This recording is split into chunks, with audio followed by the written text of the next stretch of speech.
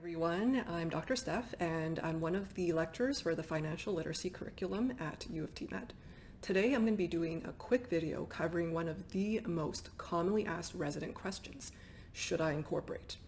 Keep in mind this is an educational video on incorporation and by no means replaces an accountant as financial advice. Now, it is meant to provide you with a basic understanding around the terminology of incorporation, as well as the pros and cons, so that you can have a well-informed discussion with your accountant or lawyer. So let's begin. Let's do a quick case study. Let's talk about the case of Dr. Steph. So Dr. Steph is a staff physician making around $25,000 a month or $300,000 a year in her income. She's paid off her debt and she has around annual expenses of $70,000 to $80,000. She is considering mat leave in the near future, and she has already maxed out her tax advantaged accounts like her TFSA or her RSP. So because these tax advantage accounts tend to have a limited amount of room, she's now wondering, where else can I put my income if I'm still in the highest tax bracket? So in that case, Dr. Steph considers incorporating. So let's look at the case of Dr. Steph when she is unincorporated, where she is right now. Her current income is $300,000. She made her maximum RSP contribution in 2021 of $27,000. And keep in mind that the maximum limit is 18% up to a maximum of $27,830 in 2021 for your RSP contribution. She has a marginal tax rate of 53%, which is the highest tax bracket currently, even after her RSP contribution. And keep in mind, this is for Ontario, so if you're in a different province, this link down below here will tell you what your marginal tax rates are for your province. So her taxes payable are $106,000, resulting in a take-home after-tax income of $165,000. But let's say she does decide to incorporate. So when she incorporates, basically she becomes two separate legal entities. You have Dr. Steph, the person, the sole proprietor, and Dr. Steph, the corporation. And so when you have two separate legal entities, they pay tax separately. So let's look at this in more detail. So Dr. Steph, with her $300,000 income, decides to leave $145,000 in the corporation, and she takes a salary of $155,000. Now, why $155,000 seems kind of random? That's because $155,000 allows her to maximize her RSP contribution for that year, because 18% of $155,000 allows her to reach that cap of $27,000. So because I mentioned earlier that separate legal entities pay separate taxes, her corporation will pay a tax of 12.2%, and the corporation pays her a salary of $155,000, putting her in a lower marginal tax bracket of 43%. Those are the taxes paid respectively, resulting in these separate after-tax income. Now you will see that when she's incorporated, her overall take-home is $219,000 for a difference of $53,873 taxes that is saved. So what this example illustrates is something known as income tax deferral. So remember that difference of $53,000 that I was talking about? It doesn't mean that you're not paying taxes on that difference. It just means that instead of paying it now, you get to defer that difference, that amount of tax saved, until a later year, preferably when you are retired or when you're in a lower income tax bracket. And instead, you can just use that difference for investments, for example. This is very similar to your RSP, your Registered Retirement Savings Plan. It's another tax deferral account as well. And so a lot of these terms that will be mentioned by your accountant in your discussions, I've highlighted in green, and income tax deferral is one of the main reasons why someone would want to choose to incorporate. Now, you might be wondering, okay, how come the taxes for the corp was only 12.2%? Why is it so low? That's because of something known as the small business deduction. So when you are a medical professional and you incorporate, your corporation is basically a CCPC or a Canadian controlled private corporation. So any active income under 500,000 will be taxed at these rates respectively, and I've indicated all of it for the different provinces. Now keep in mind, when you use that income to invest, your investments will gain passive income. So things like dividends is a form of passive income. And so keep in mind that when you have passive income over $50,000, it will deduct or lower that 500,000 cap of active income. So for every dollar over $50,000 of passive income means a $5 decrease in that active income cap of 500,000, such that if you're making more than $150,000 in your passive, in terms of your passive income, then this small business deduction becomes less and less applicable here. And as a result, any sort of active income you would be making would thus be taxed at a bit of a higher rate. So that's kind of a brief discussion on the reason why taxes are the way they are for corporations. Now, keep in mind, tax deferral is not a tax saving. That's why I've been trying to put them in quotations here, because a lot of residents will say, okay, I'm just going to use my corp to make money, then take the money out, and so I'm paying less tax on the money I've earned in the corp. That is not the case because of a concept known as tax integration. So this term means that in a perfect tax integration case, as long as you're withdrawing money from the corp, either as a salary or a dividend or both, in a perfect situation, you will be paying the same amount of tax as if you've just made it all personally. So if you make, let's say, $300,000 in your corporation and you take it all out, you're still going to be paying the same amount of tax had you just earned it as a sole proprietor, not as a corporation. So that is why it is more beneficial for you to keep as much money as you can inside the corporation to be invested and to be taxed at a lower tax bracket. So let's look at a different scenario. Let's say Dr. Steph decides to go on mat leave, and you can replace mat leave with basically anything like going on sabbatical, going on disability leave, going on vacation, and so on. Any sort of leave. So in the unincorporated case, Dr. Steph's income is $300,000. For the simplicity of calculations, I've not made the RSP deduction here, but let's say her tax rate is the highest one, 53%. Therefore, she pays $121K in taxes. In her second year, when she goes on mat leave, her income drops drastically. And so her second year income is only $100,000, and she's paying a lower tax, 43%. As a result, her total taxes paid is $145,000. But let's look at the case of what if she is incorporated and she goes on mat leave.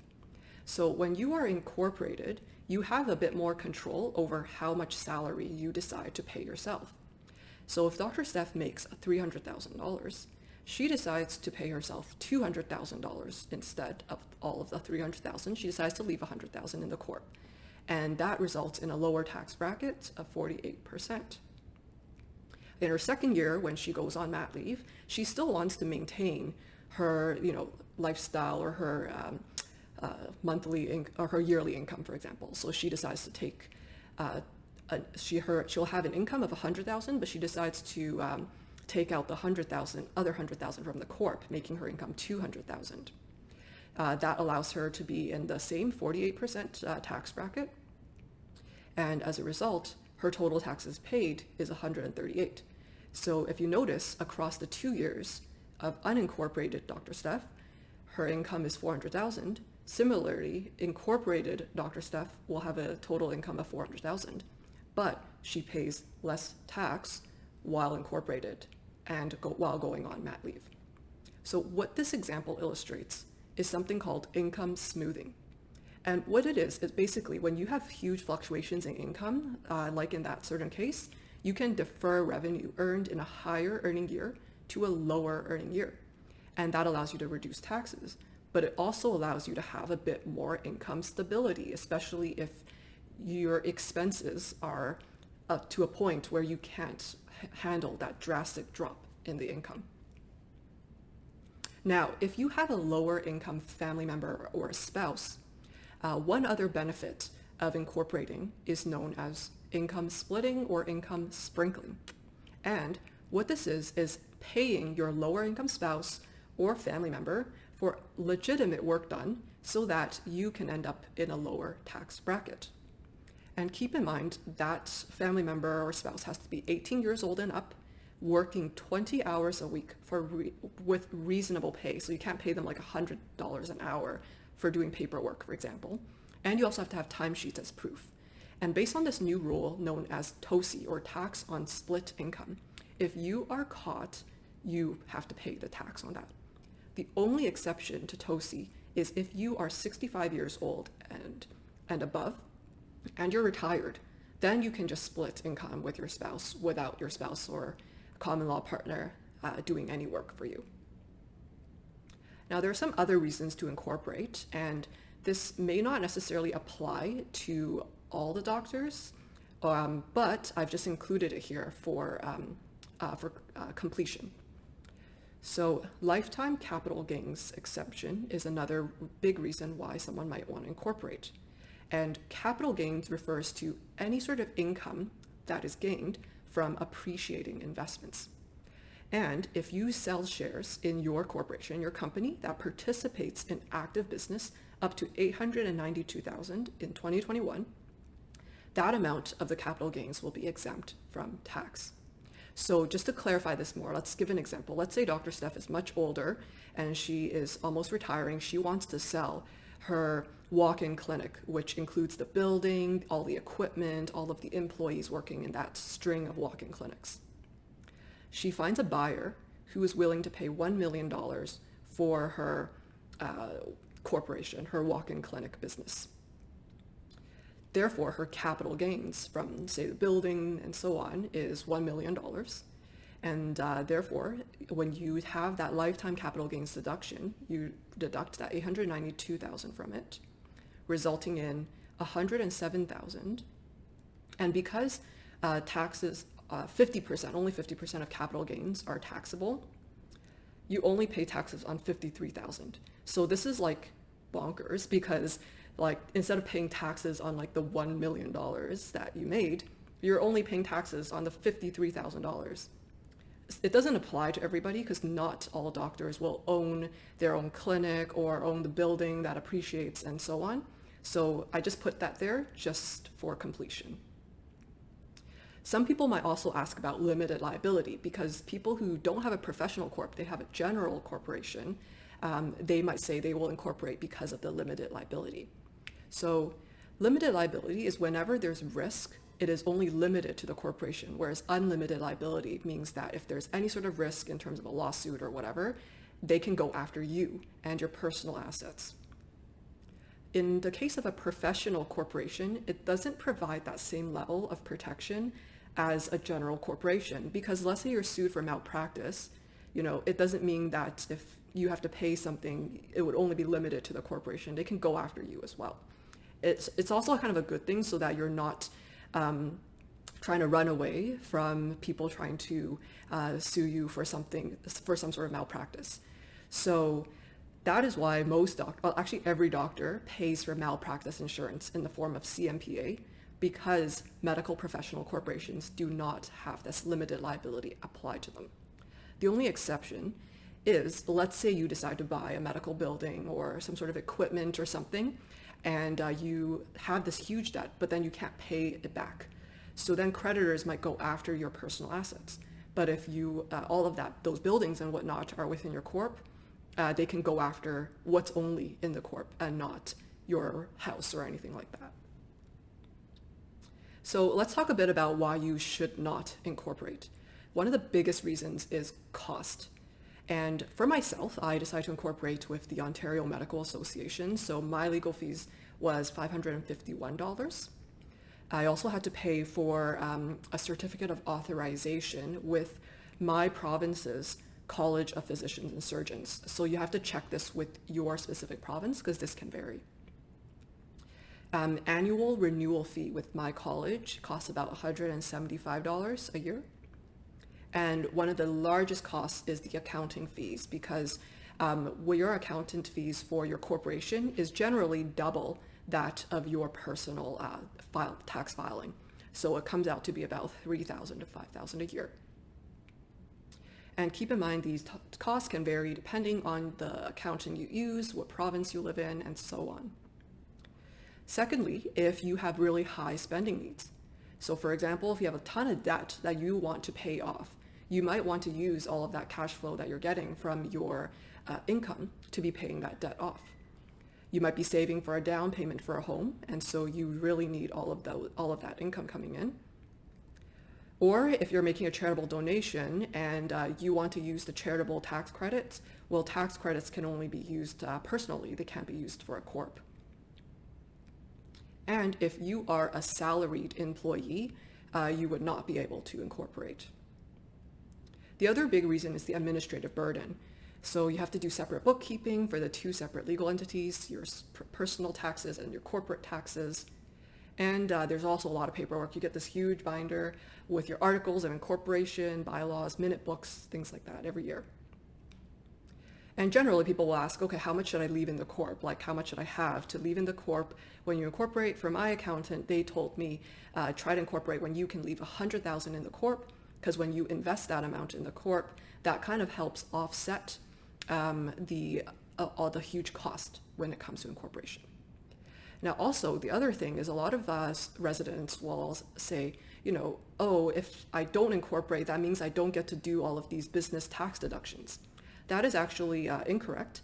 Whether you're a sole proprietor or you're incorporated, you can still have all of these tax deductions as a result of your managing your practice. And so just in summary, we talked about a lot of key terms that you might hear your accountant or lawyer throwing around when you're looking to discuss incorporation with them. So we talked about the advantages in the form of income tax deferral, which is when you can defer paying tax on the income that you make until a later year when you are in a lower tax bracket. Income smoothing, which allows you to smooth out that income from high earning years with low earning years to kind of have that more stable income. Income splitting, which is splitting your income with someone who's of a lower income in your family or your spouse, so that you yourself can be in a lower tax bracket. Lifetime capital gains exemption for capital gains or earnings made from active business, and limited liability to protect against creditors going after your debts, for example. Disadvantages includes the cost, the lack of tax credits, as well as the administrative burden. Now keep in mind, your accountant is a valuable resource because this is a very basic lecture. I didn't cover things like, should I pay myself a salary or a dividend? I didn't cover holding companies or the Canada pension plan, individual pension plan, personal pension plans. Those might apply more when you're in your 40s, for example. And if you have any additional questions, feel free to reach out to me on Instagram at Breaking Bad Debt, Twitter, 𝗙𝗵𝗲𝗄, and Breaking Bad Debt on YouTube. Feel free to leave me a comment if you have any questions, and thank you for listening.